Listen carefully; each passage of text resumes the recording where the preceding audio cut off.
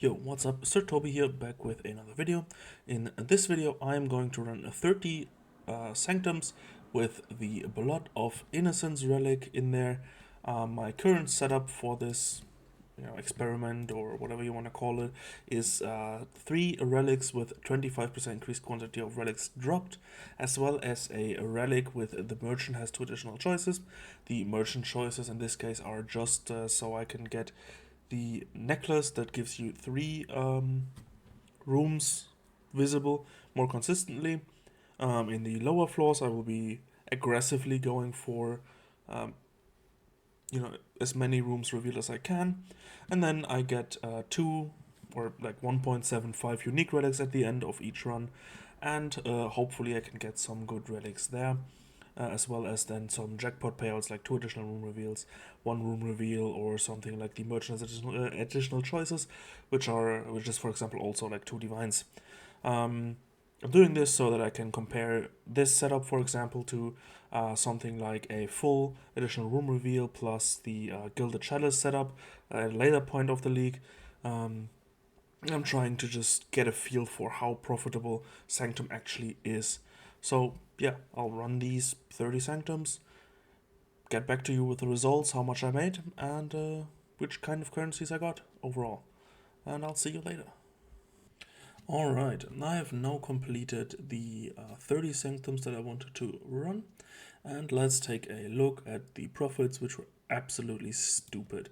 In the 30 Sanctums, I dropped a total of 49 raw Divine Orbs, 42 raw Exalts, and a whole bunch of other small currency that you can see in here. 771 Awakened Sextants, which is a big enough bulk that I can even sell them for more than the going market rate of 1 per 70 or whatever, like 1 to 65, 1 to 60 or something, which is just amazing as well. And then a lot of smaller shit that I would still have to, convert to real currency, if you will, overall. On top of that, I had some very good luck when it came to relics and selling my balances of terror. So my balances of terror pretty much instantly sold when I listed them for 0.8 divine orbs. I thought I would just do that really quickly while I was starting to do some of the calculations, and they pretty much instantly sold at 0.8 divines, and I just took it. So there's these 24 divines here.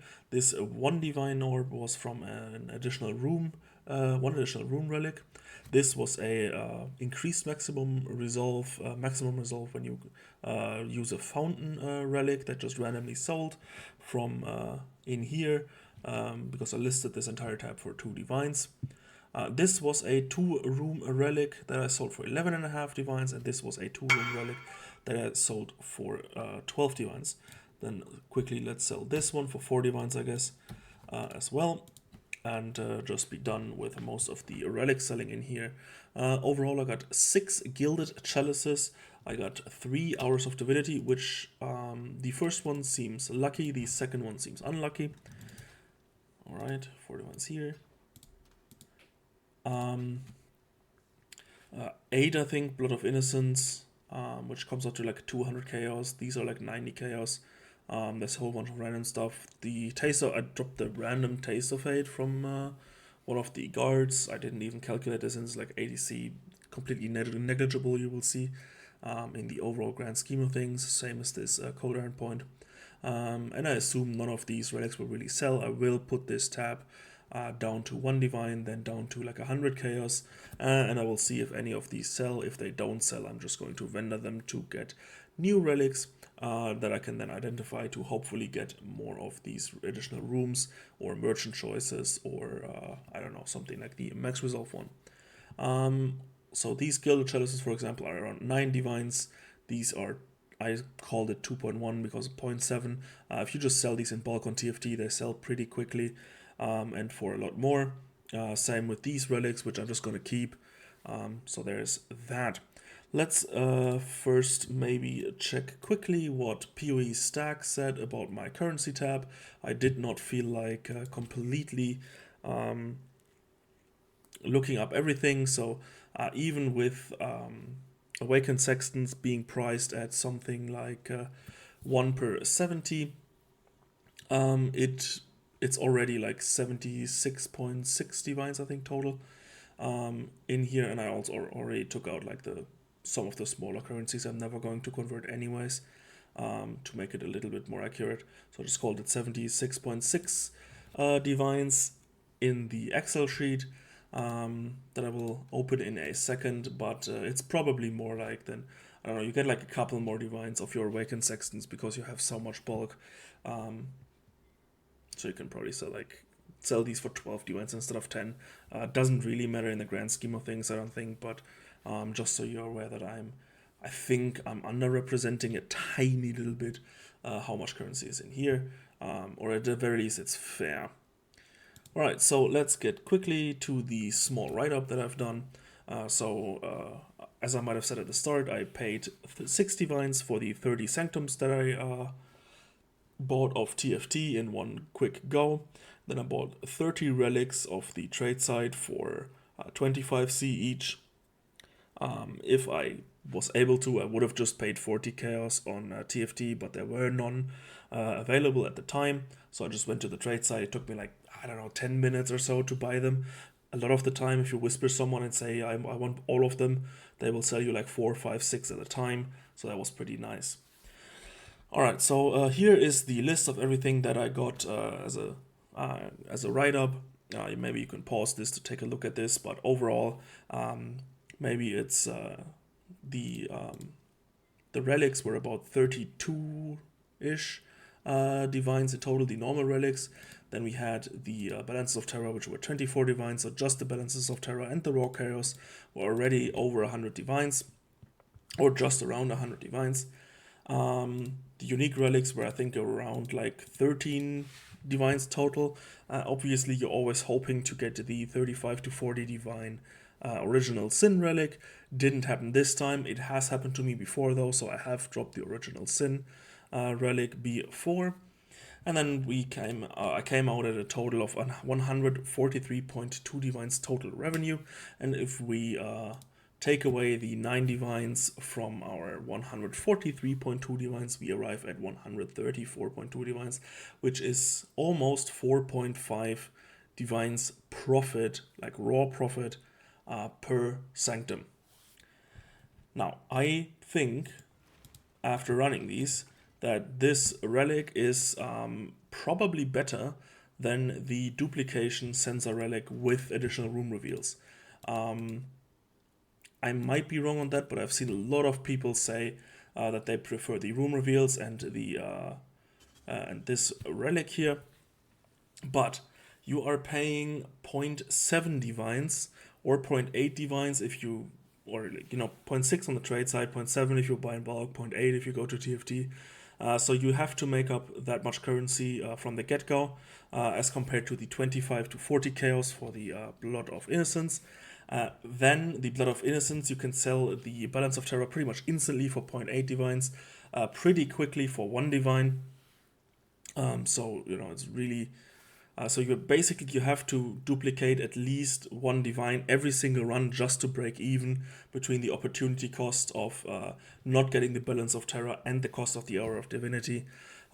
Without duplicating at least 1 divine, you're basically leaving profits on the table, and you cannot have boons.